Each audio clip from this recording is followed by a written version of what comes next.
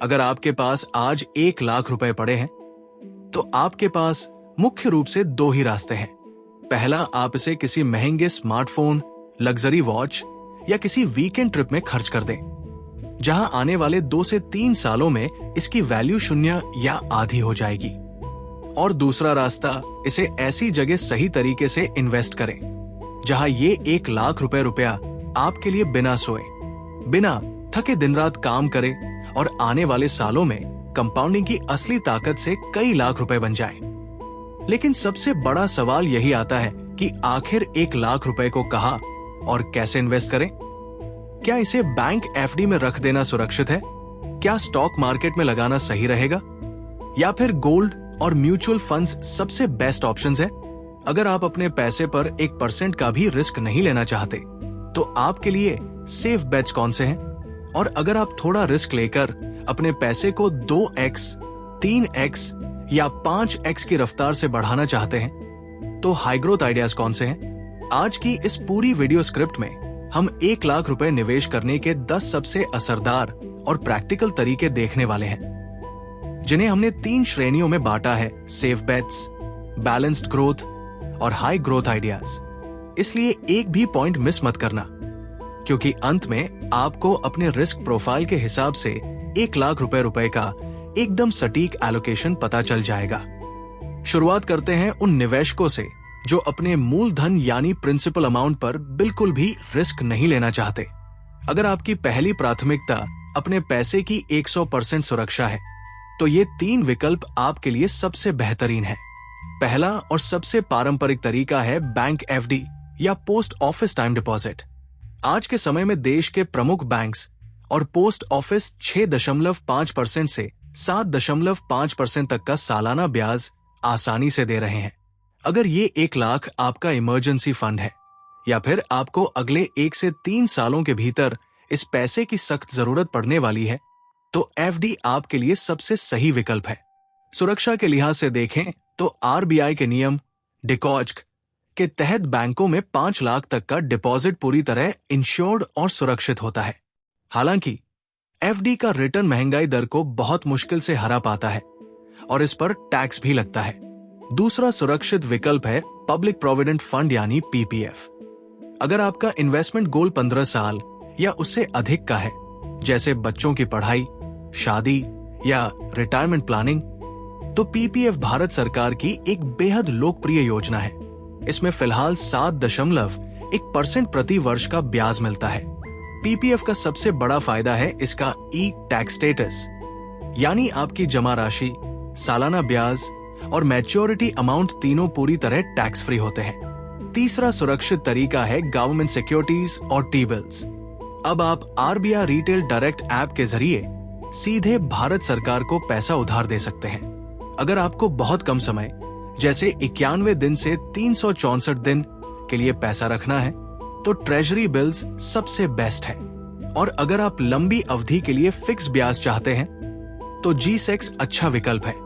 चूंकि इसमें सीधी भारत सरकार की गारंटी होती है, इसलिए यहां आपका रिस्क बिल्कुल शून्य होता है। चौथा तरीका और नए निवेशकों के लिए सबसे बेहतरीन विकल्प है निफ्टी 50 इंडेक्स म्यूचुअल फंड। जब आप किसी इंडेक्स फंड में 1 लाख रुपए इन्वेस्ट करते हैं, तो आपका पैसा अपने आप भारत की टॉप 50 सबसे मजबूत और बड़ी कंपनियों जैसे रिलायंस, टीसीएस, एचडीएफसी बैंक में बंट जाता है। लंबी अवधि में निफ्टी 50 इंडेक्स फंड्स ने ऐतिहासिक रूप से 12% से 14% तक का सालाना रिटर्न दिया है। पांचवा तरीका है गोल्ड यानी सोने में निवेश। अपने पूरे पोर्टफोलियो को शेयर बाजार की मंदी या अनिश्चितता से बचाने के लिए सोना हमेशा से एक सुरक्षा कवच हेज का काम करता आया है। अगर आपको सॉवरेन गोल्ड बॉन्ड्स एसजीबी मिलते हैं, तो वे सबसे बेस्ट है, क्योंकि यहां सोने की कीमत बढ़ने के साथ सरकार 2.5% का अतिरिक्त सालाना ब्याज भी देती है। तुरंत लिक्विडिटी के लिए आप गोल्ड ईटीएफ्स या गोल्ड म्यूचुअल फंड्स भी चुन सकते हैं। अपने 1 लाख में से 10% से 15% गोल्ड में रखना आपके पोर्टफोलियो को संतुलित रखता है। छठा विकल्प है फ्लेक्सी कैप म्यूचुअल फंड्स। ये विकल्प उन निवेशकों के लिए बिल्कुल सही है जो सिर्फ बड़ी कंपनियों तक सीमित नहीं रहना चाहते। फ्लेक्सी कैप फंड्स के मैनेजर के पास ये आजादी होती है कि वो बाजार के हिसाब से आपका पैसा लार्ज कैप, मिड कैप और स्मॉल कैप तीनों में बदल बदल कर लगा सके। अच्छे फ्लेक्सी कैप फंड्स ने लंबी अवधि में 13% से 15% तक का सालाना चक्रवृद्धि रिटर्न दिया है। सातवां तरीका है REITs यानी रियल एस्टेट इन्वेस्टमेंट ट्रस्ट्स। क्या आपने कभी सोचा है कि सिर्फ 1 लाख रुपए से आप कमर्शियल रियल एस्टेट में इन्वेस्ट करके नियमित रेंटल इनकम कमा सकते हैं? REITs के जरिए ये संभव है। भारत में नेक्सस, एम्बेसी और माइंडस्पेस जैसी SEBI रजिस्टर्ड REITs शेयर बाजार में लिस्टेड है। ये कंपनियां बड़े बड़े AT पार्क और मॉल्स खरीदती है और किराए का 90% हिस्सा डिविडेंड के रूप में बांट देती है। यहाँ आपको रेगुलर डिविडेंड भी मिलता है और प्रॉपर्टी की वैल्यू बढ़ने का फायदा भी। अब आते हैं उस कैटेगरी पर जिसका इंतजार रिस्क लेने वाले और युवा इन्वेस्टर्स कर रहे थे। अगर आपकी उम्र कम है और आप अपने पैसे को 15% से 20% या उससे ज्यादा की रफ्तार से कंपाउंड करना चाहते हैं, तो ये 3 हाई ग्रोथ आइडियाज आपके लिए हैं। 8वां विकल्प है small cap mutual funds. Small cap funds तेजी से उभरती हुई छोटी कंपनियों में पैसा लगाते हैं। बुल मार्केट में ये फंड्स 20% से 30% तक का रिटर्न दे सकते हैं, लेकिन मंदी के समय इनमें 30% से 40% की गिरावट भी हो सकती है। 9वां तरीका है डायरेक्ट इक्विटी यानी खुद के चुने हुए स्टॉक्स।